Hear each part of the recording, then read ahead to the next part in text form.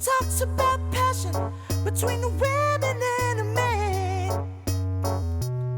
Chris Dyer and his creative friends, darling. Ooh, ooh, ooh,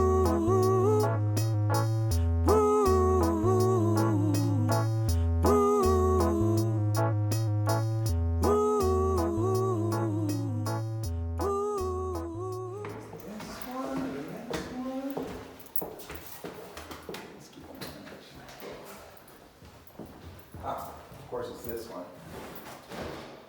40s and old if you're a tree, just so you know. You gotta represent your Chris Dyer sticker. Hi, welcome back to Chris Dyer's Creative Friends. I'm your host, Chris Dyer, your artist friend. And in this show, this beautiful YouTube podcast show, I interview some of my great artist friends and pick at their brain and the creative process. Today, I'm interviewing my good old friend, Auresia, who is, lives in Montreal, but we learn a lot about her and her roots. And we've known each other for many years. And she's always working really hard on music. She's one of the most passionate people that I know. And I'm really always inspired to see her fire and going out there doing her soul expression and, other than traveling and being an activist and a beautiful person. So how are you doing, Auresia? So great to be here in your podcast. And thank you so much for what a lovely introduction. Yeah, no problem. Thank you. My pleasure. Thanks for having us over in your lovely studio here in the Mile-End of Montreal.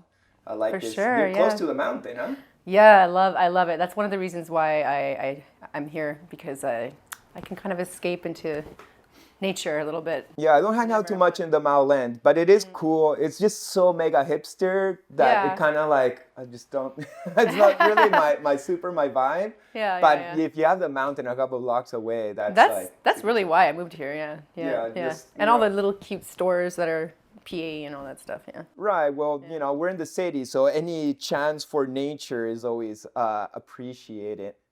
So let's start at the beginning, how we met, because I feel like how we met was very synchronistic and beautiful. Yeah. Do you want to tell her? Should I tell it? Do you remember? Well, okay, I'll tell my side and you can... Yeah. So I went tree planting for the first time. It was my very first time tree planting. I had no idea what to expect. I heard stories.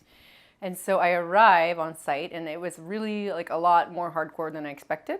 But I made friends with this girl, Carol, right away, and we had our tents next to each other. And then one day I wake up, and then there's Chris Dyer. And he was super good vibes. We connected right away, pretty much, yeah. And you were doing your art, and I was doing my music, and we kind of had this... Remember where it was?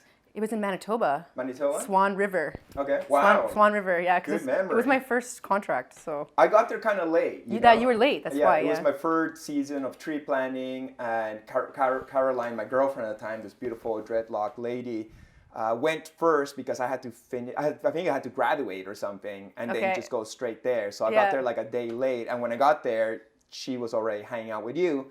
So we were a little crew once we arrived. I think you got fired? Or Did I get fired? You left before we went to the next contract, and the bosses were like, "Oh, they let me go." Yeah, I didn't make the cut for the second. That's okay. I was over it. I was really over it by the end of it. But I actually went to another company, and I felt like it was a bit better. Right. It was BC. What was the really company? beautiful. Was it Coast Range? Or? No, the one that we were with was Coast Range. Okay. Yeah, not the best. It's kind of corporate. But, it's tree planting. Slave labor, man, slave labor. Well, tree planting has a good intention, and when you think they're planting trees, but it also has negative aspects, right? Yeah, that's why I wanted to do it. I really wanted to give back to the environment, and I don't know, I have some views about it now, but I learned, after being a little bit in the forest industry, and then I did some firefighting and stuff like that too. Oh yeah, how was firefighting? Oh my gosh, that was hardcore forest firefighting. It was when there were crazy fires in BC, and they were calling all sorts of people to help with the front lines. And so I decided, okay, yeah, let's do it. And I just did my tree planting season, and it was intense. Were you in danger? There was one day when we were kind of trying to save this mountain, and it was the fire was already a bit more than halfway going up, because fires travel up. And so we would drive around, and then we'd get to the parts where the green was, and like the fire was kind of climbing, and we would like wet it down. We would like water it down, and there'd be like Pulaskis, and there would be like tree fallers. Well, first tree assessors, tree fallers, and then like the people that move the trees. And then by the time you get to it, sometimes we waited a long time. So it was a lot more bureaucratic. But so what are you doing? Just like pouring water on trees or buckets? Well, we had like tanks, like hoses, and then someone would have a Pulaski, and we would like dig the ground, because a lot of it was like coming from the roots and stuff, and like fire travels underneath. So whoa. Mostly that's how fire travels, is underneath. Through the roots of yeah, trees? Or through wind. It candles trees to trees. So like one day it was super windy, and we were like fighting like the fire, like, and the wind was blowing it, and then like literally we're all the front lines, and the fire jumped from one side of us to the other side of the road, and that's when we had to evacuate, and it was really scary because it's hot, like. And Helicopter styles? no, we drove, but it was. I remember being like a bit worried. Yeah. But that's an exciting job. It was exciting, yeah. I wish I would have done. I won't do it again. It was a bit hard on the lungs. Like honestly, I think I felt like I smoked like 20 packs of cigarettes a day. It was the worst thing ever for my lungs, but wow. Even with the mask and all that stuff. But yeah, it was a very interesting experience, and I'm glad I got to experience it and be part of it. But, that's awesome. Yeah. So back to when we met. Okay, yeah. So we went tree planting, you moved on, and then I went hitchhiking, and I get back to Montreal, and all of a sudden, when I get back to Montreal, you were friends with all my friends, and I was like, what the fuck, you know? Like you were working at Gelé, this head shop on Duluth Street. Yes, and you were friends with my roommates and all the friends. And I was like, so how does Auresia, who is from Edmonton, you know, all the time live in Montreal? And not only she's in Montreal, but she's actually friends with all my friends. Like, is this synchronicity, or is she like creeping on me and like, and like trying to become my friends through the back end of it? But it was just coincidence, right? It was just synchronous. I really honestly didn't even think about it. I was just, I felt like, like there was just this connection with the artist music scene and our eco crew kind of. I think we're probably just from the same group of souls. Same tribe, yeah. And then we were just meant to be friends. I know, right? That was and we were friends ever since. We lived together for a moment. We lived together? Remember the shed in the backyard? Well, you were squatting at my place. No, I paid. Yeah. I think I paid some money for that room there. I had the room. There were just so many people that summer. There was a lot of squatters. I remember. It was a summer. I'm not gonna put years out of your. There was no heater there, so like I had to move out by October. Mm-hmm. It was by La Fontaine Park, and we were like a hippie house, and everybody was welcome to crash whenever they wanted. I was doing art. I didn't care. More people, more fun. That was like old school hippie vibes. We got kicked out of that apartment, so. Oh. Yeah, that was very. I just remember having coffee in the park, like just going across the street and just bringing the coffee in Parc La Fontaine, because we were right across the street, so that was nice. Well, whenever you're around Parc La Fontaine, it's beautiful. So another synchronicity that I have with you is that on my first ayahuasca ceremony in the jungle of Peru, I was with Herbert, my shaman, and he's introducing me to ayahuasca. And one of the, there was only 2 other people in that ceremony. It was a very small ceremony. Wow. It was like me and my ex-wife, Valerie, who was not drinking because she's too sensitive, and then 2 other girls. One girl from LA, one girl from Argentina. The one from Argentina was like deep in the state. She was like having orgasms with some disembodied entities and channeling the medicine. Like ayahuasca was talking to me through her, like addressing me, being like, hey, Chris, don't worry, you will get these paintings done, don't stress out. Like I was like, holy shit, like how is ayahuasca talking to me through this random woman?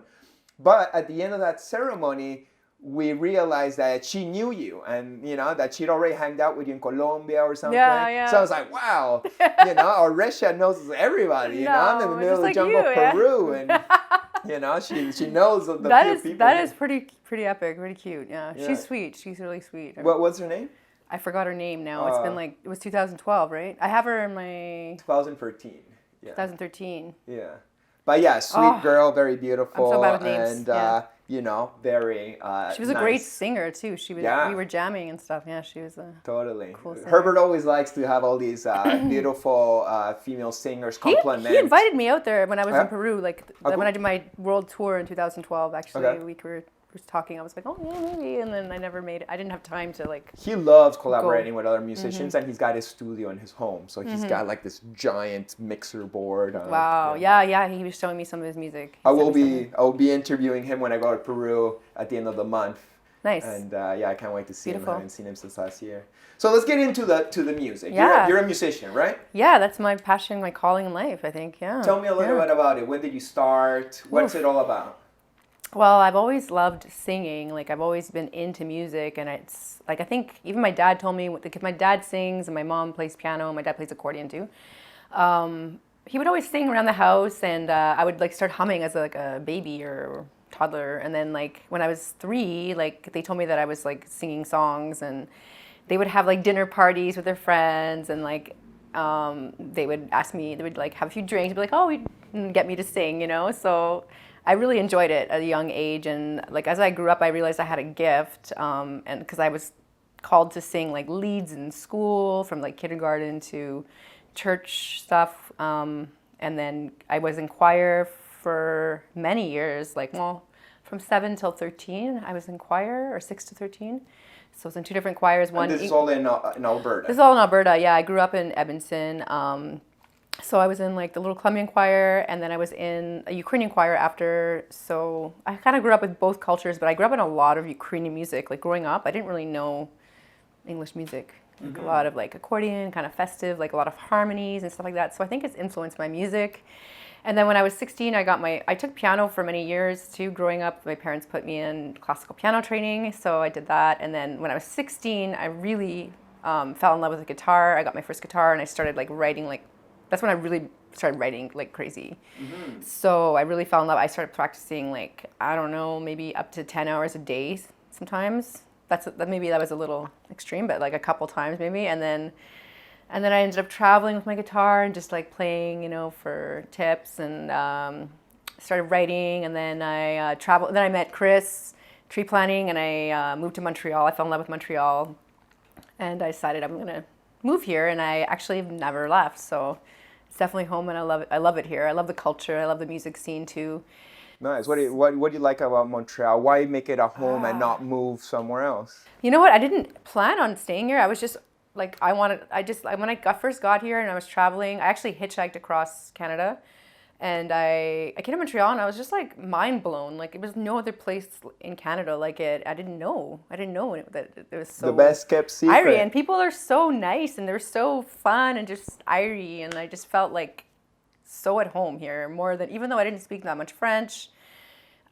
I just felt like really comfortable here, and I never really felt great living in Alberta. I always wanted to kind of leave. I never really felt like it was my place. I didn't really belong there. So when it's like the corporate province. It's very conservative, and it doesn't allow for a lot of eccentricity. And I'm a pretty eccentric person. Not here. Here I'm like totally normal, but there, like I was like really eccentric. And so I came here, and I just fell in love with it. I met some beautiful people, and I said, man, I'm going to come back here. So I moved here like a year later, and I didn't plan on staying, but I just love it. As I stayed here, I just met a lot of people, like friends, like family, like you, and the culture. I just feel like it's always exciting. There's always like new things happening, and music, shows, art, just collaboration, good vibes in the park. There's always like still cheap enough for you. Yeah, and it's like good, affordable rent, and good. You know where the good food spots are, and Beautiful. Doesn't break your budget. I love Montreal too. I love asking that question. So far, like all my first guests are here in Montreal. Yeah. And I love my city, so I always like to see why You're from here, yeah. Well, I'm from Peru, you know, but I've lived here like 20 years. So I consider myself a Montrealer. You went to school here though, like in... I went to my third school, like Dawson. But before that, I was in Ottawa. Oh, yeah, okay. Yeah, for like 4 years I was in Ottawa. Yeah. And before that I was in Peru.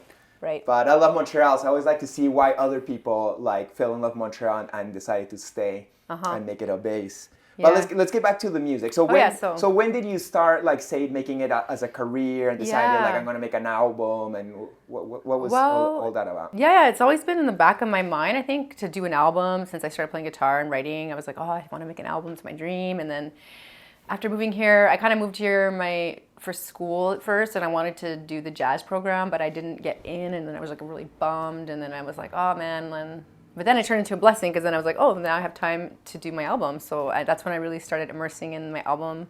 Your first self-titled? My first self-titled album, I think it's right there. Yeah. So yeah, I began writing process. I collaborated with David Lyons, who's an amazing multi-instrumentalist and producer, and he helped me a lot. Like it was a huge learning curve to do this first album. So we co-produced it together, and it was fully reggae, right? it's full reggae. Yeah, Yeah. totally. I fell in love with reggae like Why in my reggae? late teens. I just started writing in reggae. I don't know, just like I fell in love with it. Actually, I don't know if you don't know the story. I was in California. I was actually hitchhiking, and I stumbled upon this Reggae on the River festival. Okay. Yeah. And some guy was walking out, and I was just like at the gas station with the ride, and they were like, I can't go. He was like too messed up or something, and he's like, who wants my ticket? Who wants my ticket? And I was like, me? And then he's like, yeah, take it. He's like, I'm out. So And you I was went to Reggae on I the had River. 3-day like free pass to Reggae on the River. Sick. And I didn't really know reggae. It's like the biggest California It was, festival. and it was so many beautiful artists. Like I didn't really know reggae apart from like Bob Marley, Peter Tosh, Marcia, a few songs. But like I loved it, but I never like loved reggae. And then it just that festival really transformed me. Honestly. What year was it?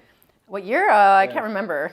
Yeah. Because It was a while I used ago. to go to Reggae on the River. It was a while ago. 2005, I think, okay. was the first time I went to a Reggae Yeah. on the River. And I would also go to Sierra Nevada. Yeah. Because I was I've been to working Sierra for Nevada. Satori Movement, Right. which was like a skateboard brand that was very reggae, dreadlock, Yeah. vegan style. So they would always have a booth there, and they would take me to be like their Yeah. artist or whatever. So that's how I kind of like got in the scene, the California scene, but then later I got into the visionary art scene because they were also hanging out there before the visionary art scene was even fleshed out. So Very cool. so we got similar roots that Yeah. that those reggae It festivals. might have been got probably us the same going. time, around the same time. Yeah. So, then I it kind of transformed my soul. Honestly, I started writing in reggae more. It just really touched me deeply. Like There's a very reggae music. positive vibe. And the more I listened to reggae after, the more I got into it, the more I loved it. So, that was one of the turning points for me to because I was writing more a bit more folk blues soul before, and then after that, I wanted to do reggae albums. So yeah. Have you ever been to Jamaica? Yeah. Have you recorded there? I have. I recorded a couple tracks there. It was really inspiring to be there as well. I was there 3 times actually. Three times, yeah. Over Did the you years. record for any of your albums there? I'm trying to think.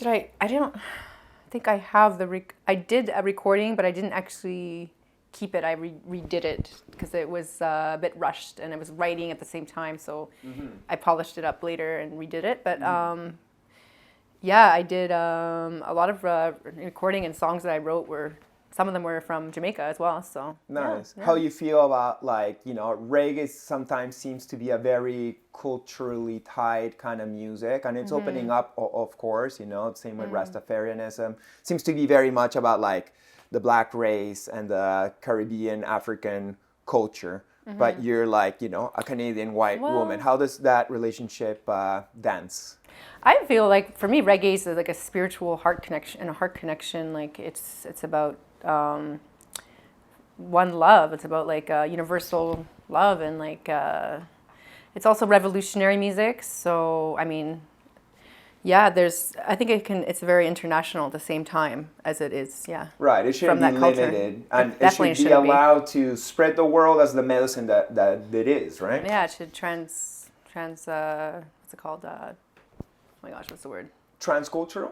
Yeah, it's transcultural. Yeah. Cool, yeah, totally. Well, I agree too, Yeah. As a white dreadlock dude, I'm very much like, Well, you used to into blast reggae. like reggae from your sound system that you would clip on when you were tree planting. He had this big ghetto blaster, like, it was Right. hilarious. It was awesome. Yeah, well, Spreading, reggae like, music spreading the makes us reggae good happy. It's vibes, yeah. so positive, It's like the beat, that upbeat, upbeat. Makes you want to bounce and kind of eat. And the lyrics many times are about like oneness and love Inspiring, and making the world a better yeah. place. Like we need more lyrics that are healing the world. Definitely.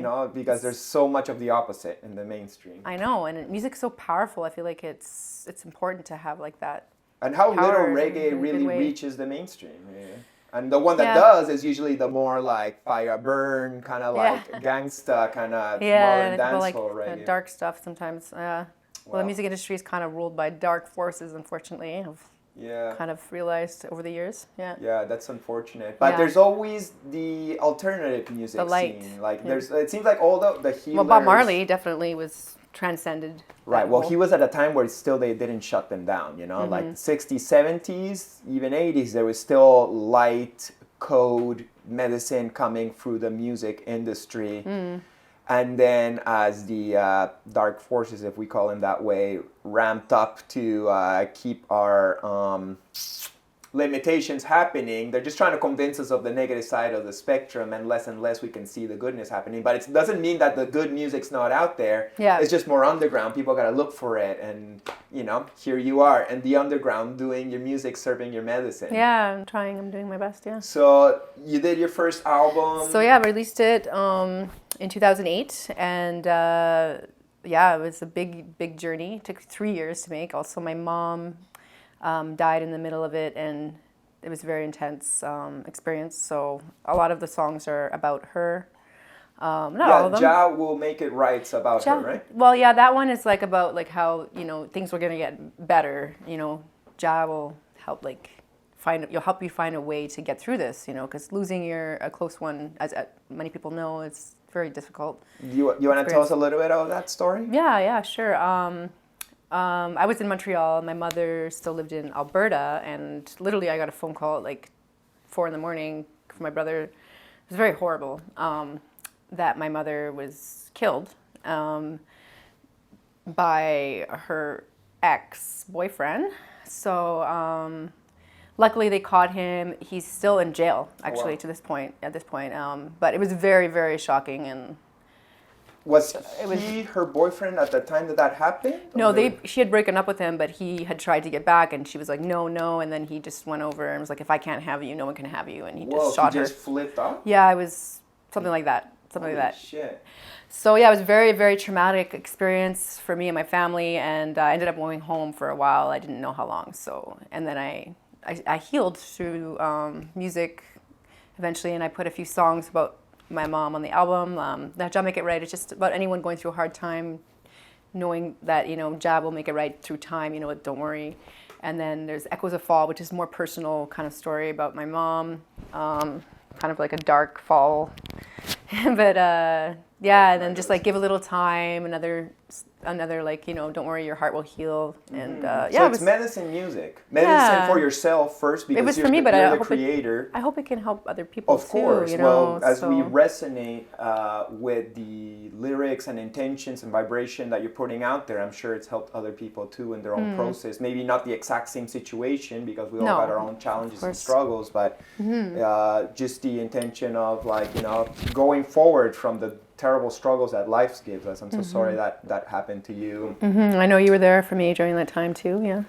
Try my best, you know. Yeah. I think we should all back each other up in any way possible. Yeah. So that first album was very reggae. I love it. That's my favorite album. It's got Jah Goddess. Jah Goddess is my mom was actually listening to Jah Goddess because I released that as a single before I released the album, and I was told that my mom was blasting it in her car, and so proud of me. Yeah. Right before she died. By the way, people, these songs are all on Spotify, right? Yeah, but you can find them more on Bandcamp and YouTube and SoundCloud. SoundCloud. Yeah, look for Auresia. iTunes. You know, and also, of course, check her out on Instagram. We always put the address at the beginning of the show. Yeah, definitely. But if you're curious of any of these songs and music we're talking about, you can find it. You know, it's not impossible. Are you in one of my music videos? Oh no, I thought maybe you were in Jah Goddess, but no, you didn't make the cut. There was, I think I don't know what happened at that time. Maybe it was right after my breakup with Caroline, and she was gonna be there, and I was like, oh yeah, you know she was in it. Yeah. So I was like, you know what, I'm gonna duck out on this one. Cool. Yeah, no worries. Yeah. But I always try to go to your shows and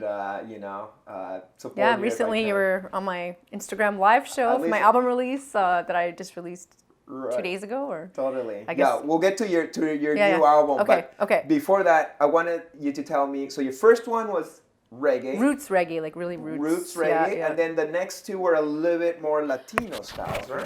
There's a slightly like edge. The second one, Ryzen, there is more world pop. I'd say there's every song is different, and every song was done with a different producer. There's some that are a bit reggae, some that are a bit pop reggae, some that are a bit. There's one pure salsa called, and one in Spanish. My first song called Quiero Bailar Solita. Which I helped you translate. Oh, you did? Yeah. Yes, you did. Yeah, you helped me fine tune all those lyrics and give me a couple cool suggestions in the song. Que pasó and all that stuff. Yeah. Cabrón. Cabrón, yeah. It's a little Cabrón was story. my contribution. That's Que pasó, cabrón. Oh my God. He's like, don't say amor. He's like, oh my God. It's like a little love. It's about this couple that's, together. Quiero bailar contigo. I want to dance with you. And then by the end of the song, it's like, quiero bailar solita. So I want to dance alone because Yeah. the guy was being unfaithful.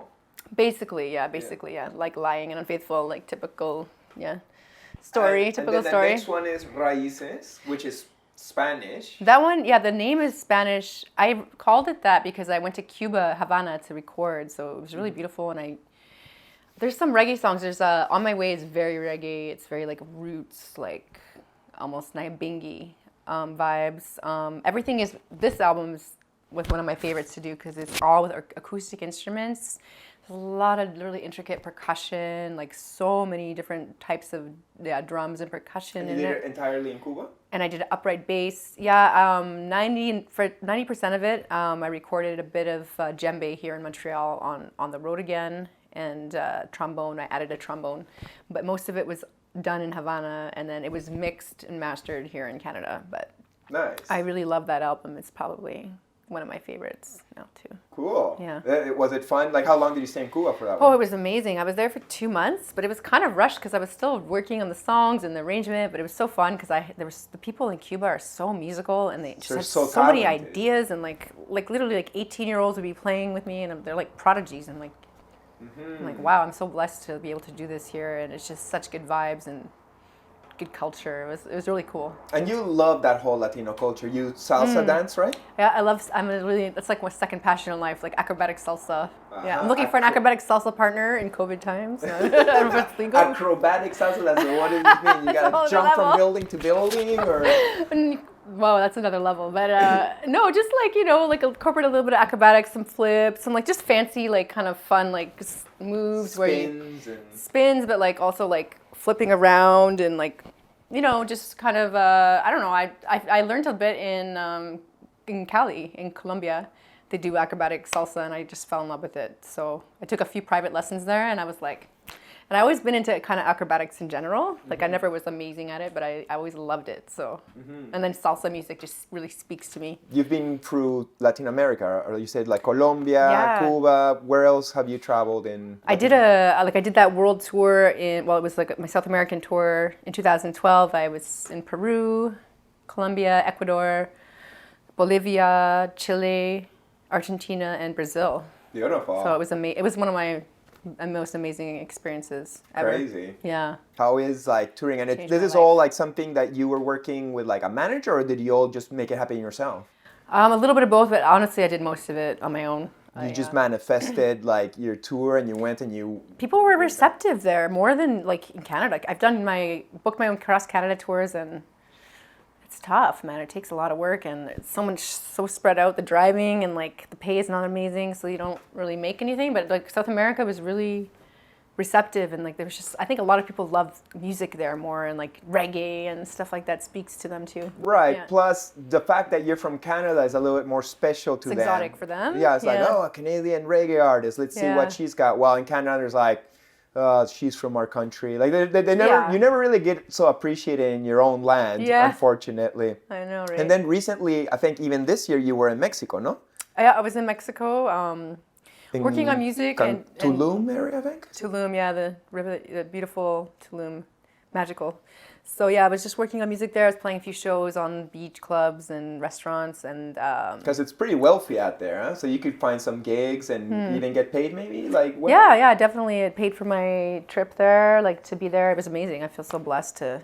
It was really like amazing. And then I came home early because of COVID, but because all the shows got canceled anyway. You so. hit me up when I was in Peru. I know, And I I was got like, I had so torn. just got stuck that week in Peru, and you were like, Should "Yo, I stay or Chris, what's should up? I go?" Should I stay in Mexico?" I was like, "Dude, like whatever you do it now because you don't know what's gonna happen. Yeah. Like if you wanna spend spring and summer in Canada."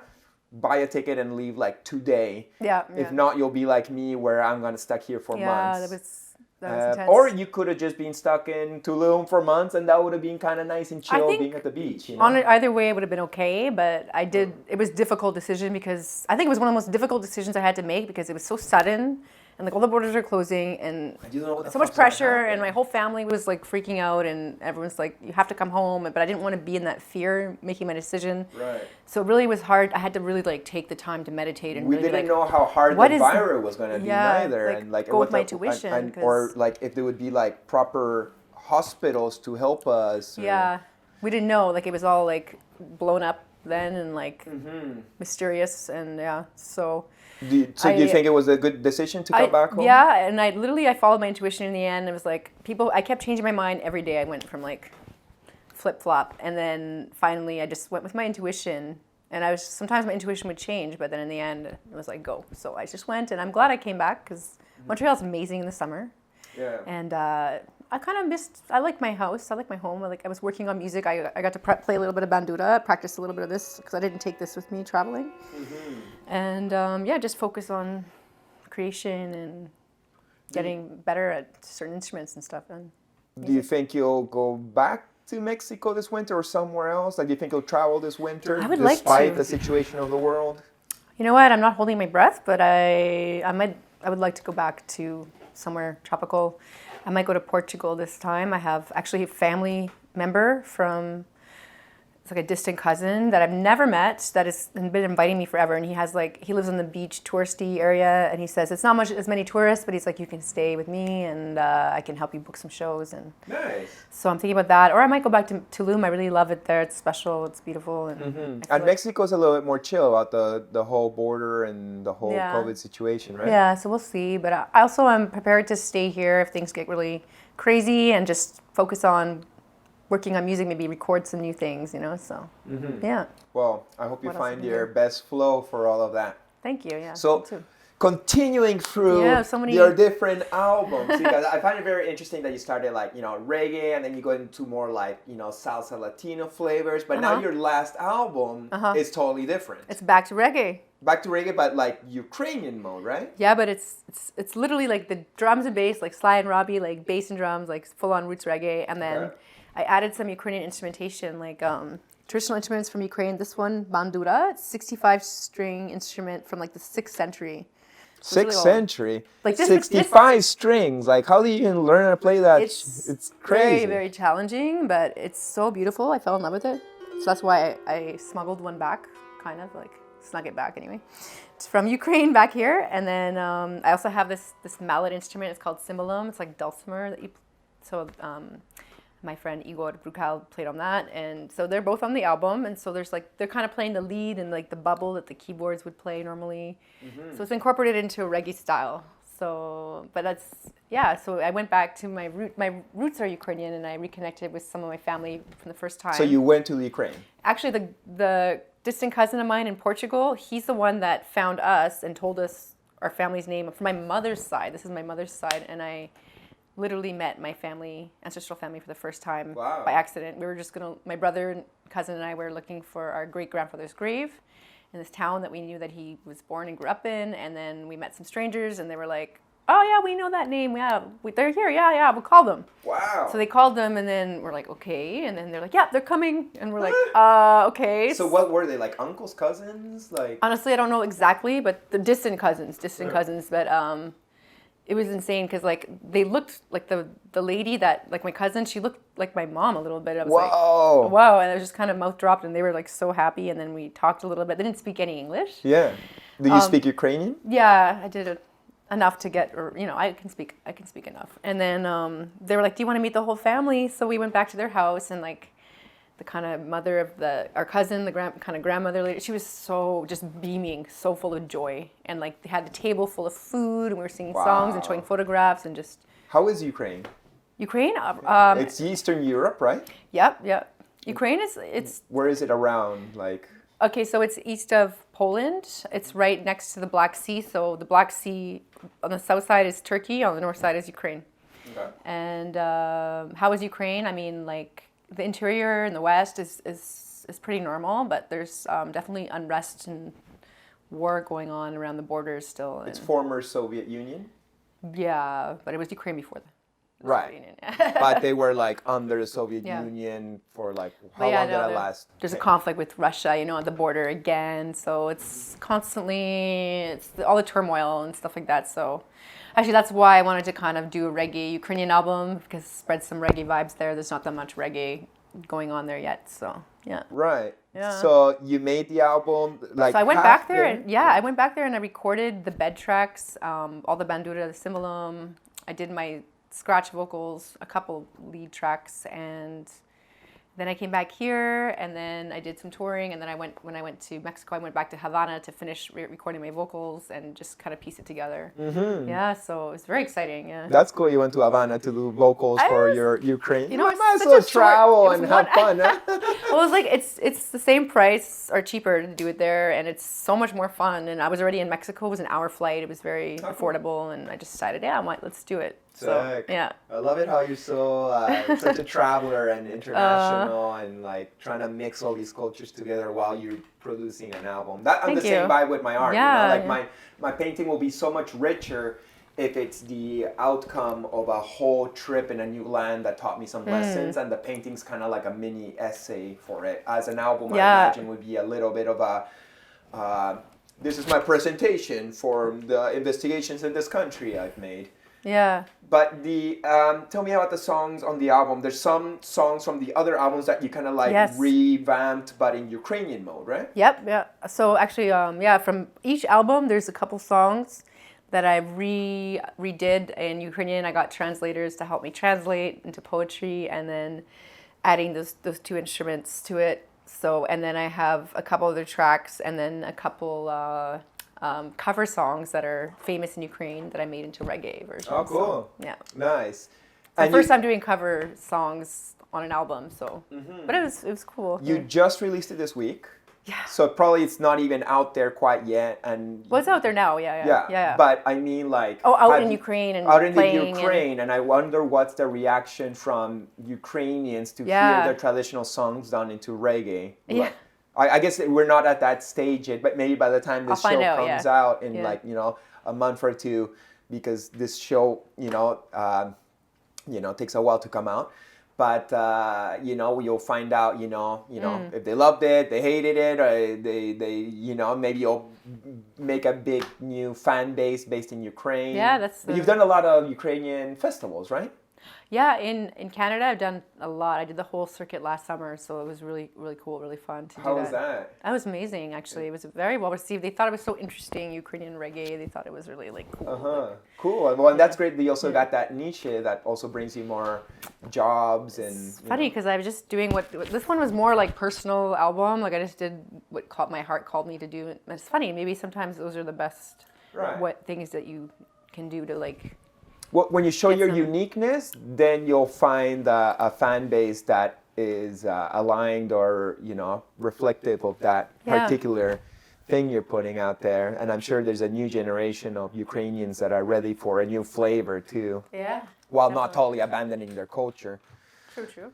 So how's it been in general being a musician? I got a lot of musician friends, and I know that being a musician is a lot harder to make as a career than say a visual artist, because say like us painters can make a painting and you can sell a painting, and that can maybe cover a month of rent.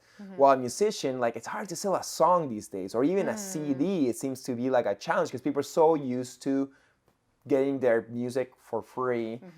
And so you're almost like forced to travel and tour, but you almost can't do that till your albums are sold first. It's a complicated equation, right? Yeah. Tell You're right. It. You know it. It's a very difficult industry.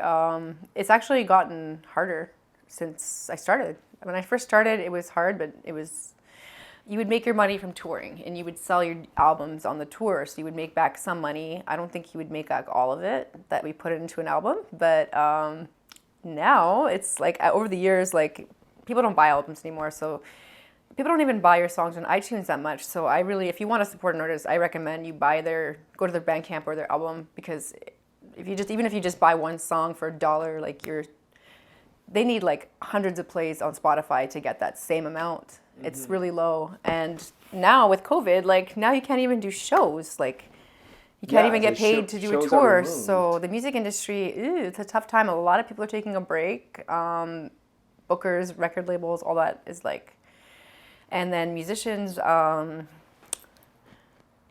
don't know. I think it's a good time to create right now. But yeah, it's not an easy industry. So like definitely don't do it for the money.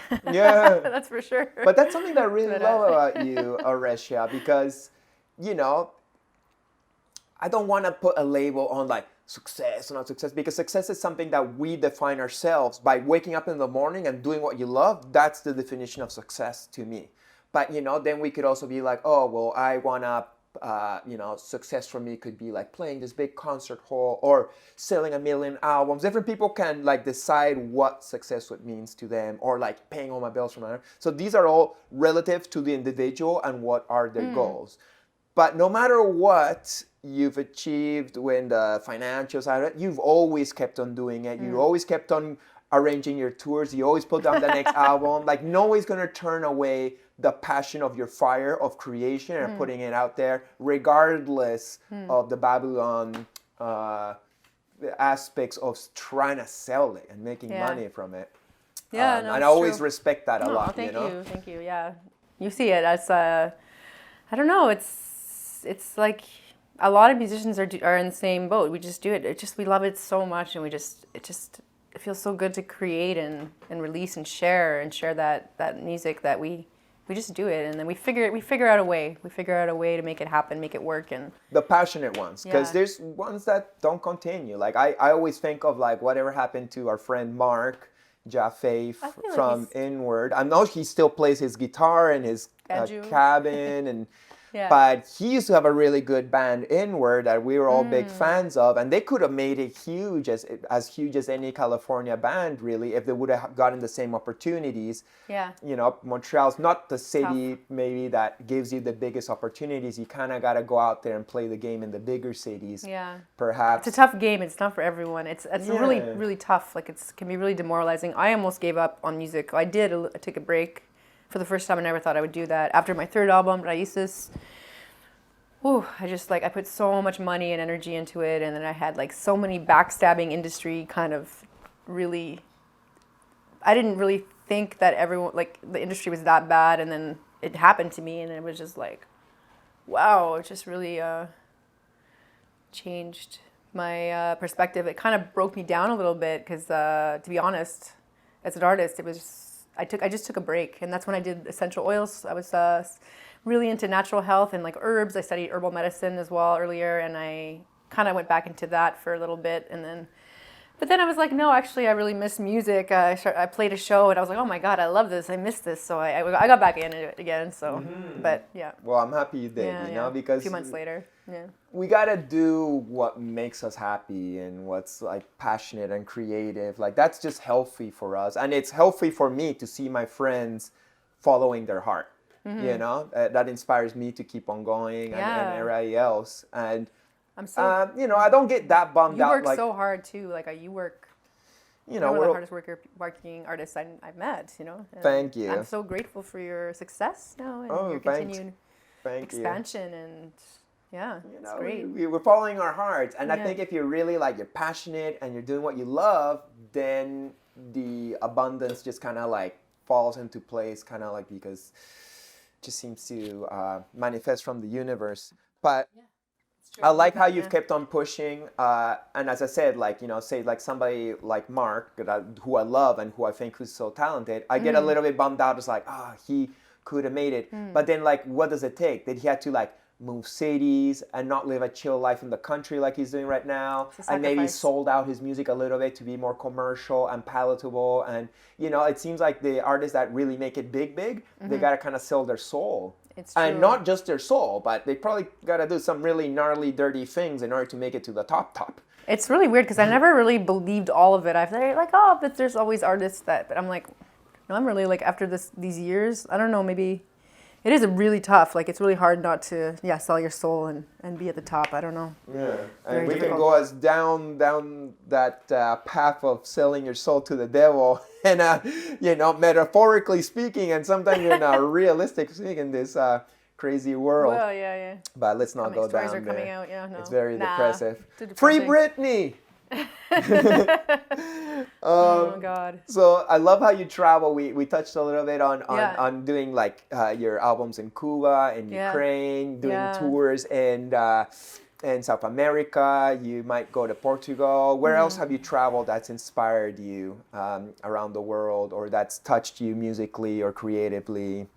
Honestly, like I haven't been to Asia yet, but Morocco was very trippy. I went there. That's another country I'd like to go back to. I thought the drumming was really, really cool.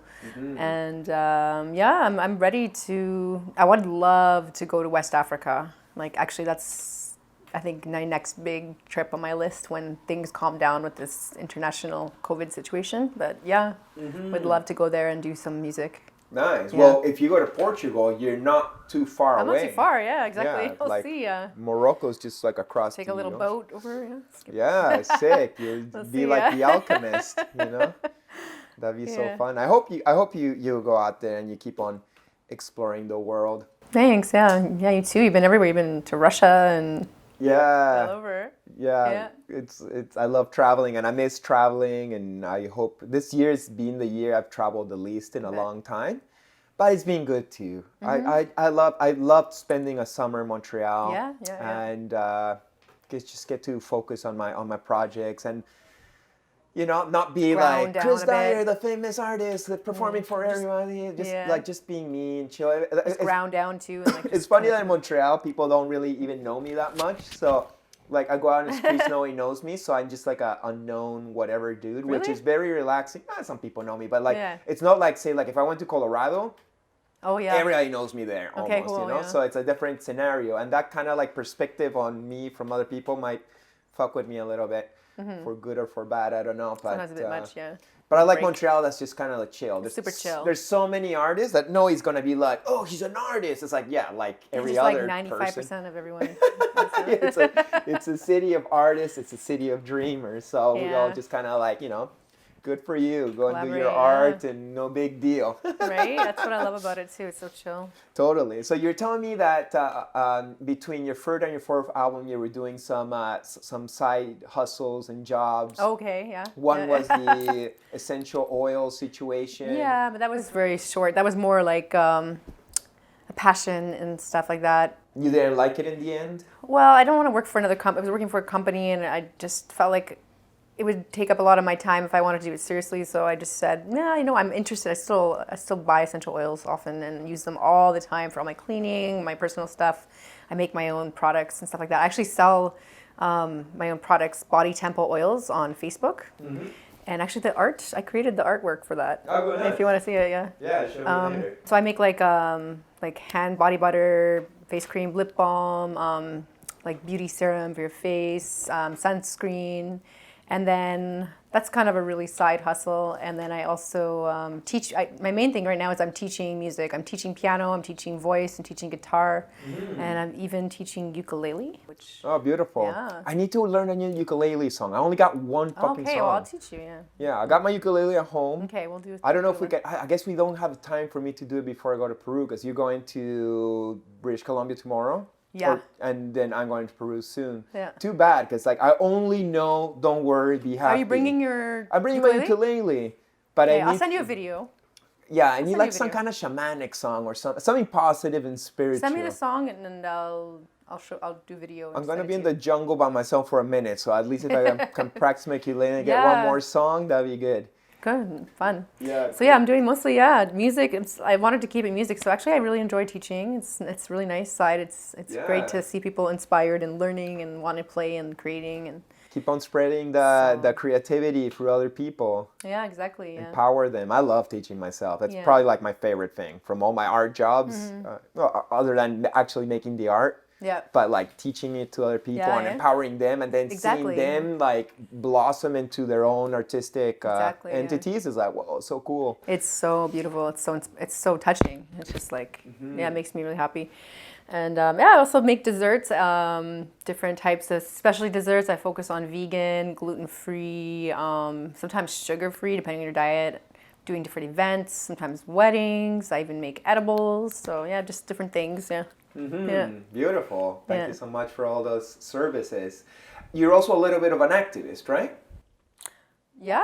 I mean, Like your plight would be 5G, I think, right? Or well, that's what you've been focusing on? I'm a bit concerned with 5G, to be honest. Yeah. I've Okay. done a lot of research. I've listened to a lot of different science and seminars and stuff. And yeah. Tell me about it, because I know that 5G, for example, is a wireless internet situation that's almost like 100 times more strong than Yeah. 4G. Yeah. So it could be challenging for a nervous system, could be challenging That's for it. bees and birds and whatnot.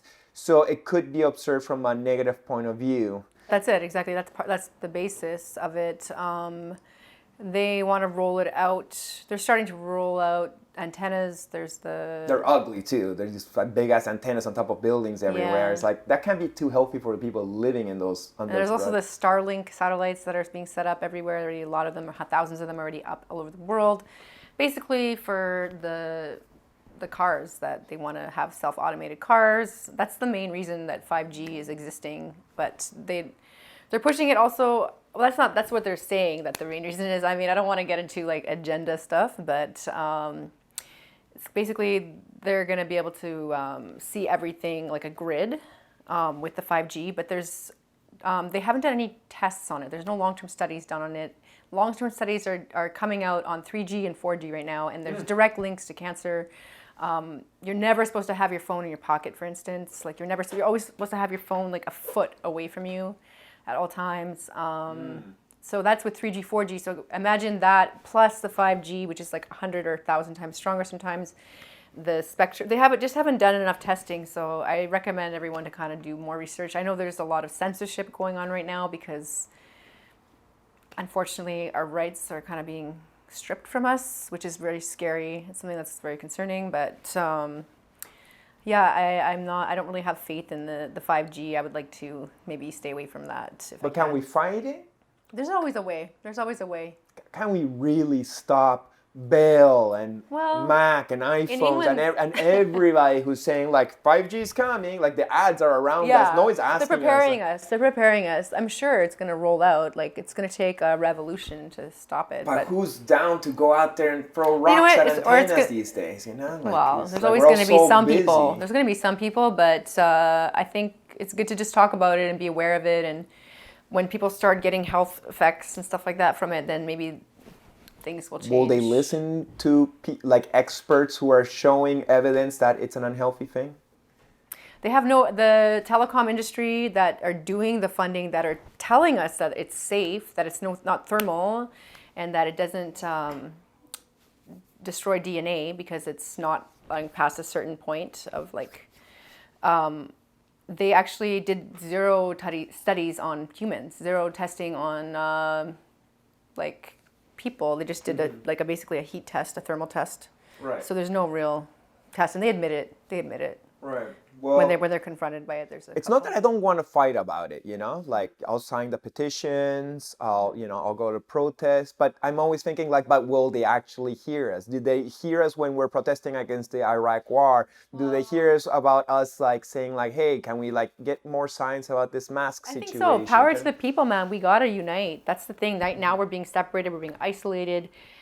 Even like we're being divided. Like look at the U.S. Like the election. Like people are on both sides, and it's like no, it's not about who is right or who's better. It's about finding a middle ground, finding a common like humanity theme. We need to bring back the humanity into it, into our situation right now. But do you think maybe like, we could, say we can't stop 5G and 5G just becomes part of our world. The antennas are up, the satellites are up, the technology's out, and we don't like it, but they'll be like, sorry, it's here and you just gotta like eat it. And we're gonna be like, okay, do you think we can adapt? Do you think the human being will be able to adapt to these new vibrations? And not only adapt, but maybe, I've heard this in some interviews from my friend Ben Stewart on Gaia TV, who I hope to interview next month because he's going to be in Peru with me. that it actually like releases more DMT than usual. When you're like affected by these things, it actually is releasing DMT in your brain, making you more 5D. Spiritual, right? Yeah. It's turning you into So more dimensions. the solution is to get to 5D, and then Right. you can evolve from and not be affected by the radiation. I think some people are more sensitive to electromagnetic frequencies than others, so some people will be really affected, and some people are more like tough or have that kind of elevated energetic. Some people are going to suffer. Yeah, I'm worried And a that bit of sucks. some people. I don't think I'm that sensitive, but I am sensitive too. So we'll see, you know. But And we got our magic crystals to protect us. yeah, orgonite they say is really good for electromagnetic frequency protection. There's also going to be there's already curtains you can buy and stuff like that, so that you can at least sleep without 5G to protect your bubble from electro. They say, you know, turn off your phone at night and stuff like that. Right. Already. I always put it on airplane mode when I go to sleep because I do Yeah. want it by the side of my table so I can see what time it is when I get up. Yeah, alarm and stuff. Yeah. Right, alarm and such. So I don't know, like I don't like it. I don't prefer it. I don't know if they will listen to me or anyone who says that we don't want it. So I'm just trying to prepare myself. Okay, so how can I make myself into some kind of superhuman that not Meditation. only could adapt through the new vibrations they're putting out, but actually become even more empowered through the new channels of invisible interconnectivity that happening around the planet. I can't remember who told me this, that when this 5G happens, it kind of like makes your body want to detoxify. Okay. But because we don't detoxify so often, if the toxins might come up and they might get into places of our body that might us make unhealthy. That's why I'm always into like my shamanic Well, that's practices. it. The more metal you have in you, the more the 5G will affect you as well, right? Okay. So it's good to detox right now. Right. Really right. good. So detox is important, Yeah. no matter what, but especially in this Especially world. now, yeah. You know, let's like Yeah. try to get all that junk out of us. And that's why I'm going to the jungle at the end of this month and just doing dietas and, you know, etc. All these shamanic practices to Yeah. liberate us from any Elevate. suffering. You know, I don't want to suffer. I don't want anyone to suffer. I would like to think that powerful technologies and AI and whatever in the hands of conscious, beautiful, spiritual, well-intended people could actually be a positive thing for humanity that relieves us from jobs that we might not enjoy and maybe great communication. It could be a positive thing if in the hands of positive people. Sadly That's what I'm worried about. That's what I'm worried about. Sadly enough, the people like Who's pulling our strings right now? Right, the people ruling the game are not as positive as we would like them to be, but they're still humans and they're still God, and we gotta have some faith that maybe they too will awaken and become good, and then we can use these technologies to just live a really chill, happy human future. So I can't just always just project and vibrate the negative future that could happen just because these technologies are being set up. I have to have faith and optimism. I do. I have faith too. I'm not worried. I'm like concerned, but I'm not worried. I don't play in that energy of worry. It doesn't help anything. Right. So. But it's good to talk about it. It's definitely good to talk and about it. question it. Hey, can we talk a little bit more Sure. about this 5G? What's it about? Yeah. Let's do more studies. Can we like do a little more tests before you just fucking Can shove I it have in a our faces? say of whether or not it's going to be like on my building or my street? Like, can we, Right. you know what I mean? Stuff like know. that. It's important, I think. Yeah. Yeah, I think it's a good issue. So thank Yeah. you so much for doing that work. Yeah. We're coming to the end of our show. Okay. Is there any, final words of wisdom you'd have for our viewers? Wow, wisdom. I always like to ask my viewers, if they think that art and music can help heal the world, on the topic of music and all these beautiful things that you do. What do you like to say to our viewers today? I think like in these times that we're in, I think it's good for you to tap into your artistic and creative kind of zones, whether it's music or art or dance, just something that you can express yourself and kind of like we're in crazy times right now and staying home, and we need to express and like do what brings a little bit of joy. And I think that the mundaneness of staying at home, we are losing that creativity. So I think it's really important to kind of dig into that, like to kind of develop it, even if you haven't touched there. So yeah. Beautiful. Yeah. Well, thank you so much, Auresia. Oh, Woo! blessings. Ooh, Yeah. Well, thank you so much for tuning in. I hope you had a good time. Please make sure to like, comment, subscribe, share, follow my guests, and yeah, definitely tune in next week. I'll see you next time. Blessings. Bless. Woo! Oh, oh,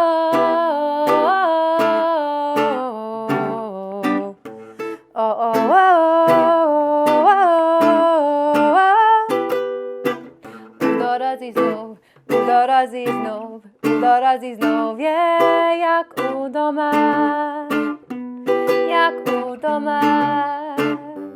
yeah, on the road again, on the road again, on the road again, feels like home, feels like home. There's nothing like it when the feeling's right, just to make a fire under nighttime sky. There's nothing like it when the feeling's right, so take the time to truly unwind. There's nothing like it when the feeling's right, so make a fire under nighttime sky. There's nothing like it when the feeling's right, so take the time to truly unwind. On the road again, on the road again, on the road again, feels like home, feels like home. Yeah, udarazí znów, udarazí znów, udarazí znów, yeah, jak u doma, zawsze doma. Oh, oh,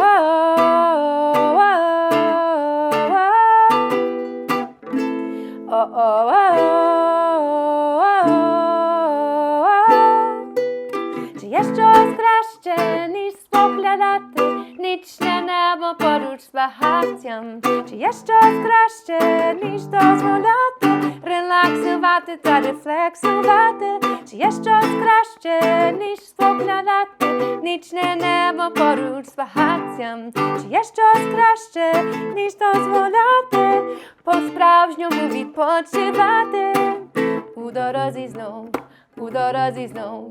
On the road again, feels like home, feels like home, feels like home. On the road, feels like home.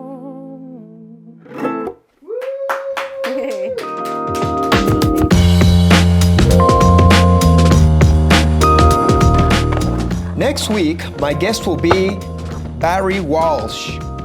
Our spot is not like the illest or the most. It's more like it's got roots and it has real blood history. It's not a hype spot because of the hype. It's known because it has decades and decades of stories, you know? It's a spiritual spot. Like, It's very spiritual, you know? Like, it's not for everybody, though. Like I said, a lot of people say, oh, it's hard to skate, da-da-da. Yes, it's hard to skate. Go to any surfer that surfs big waves. Every wave's hard to ride. That's why they surf them. right, the challenge is the beauty. So make sure to subscribe, like, and everything else. Big thanks and see you next week. Peace.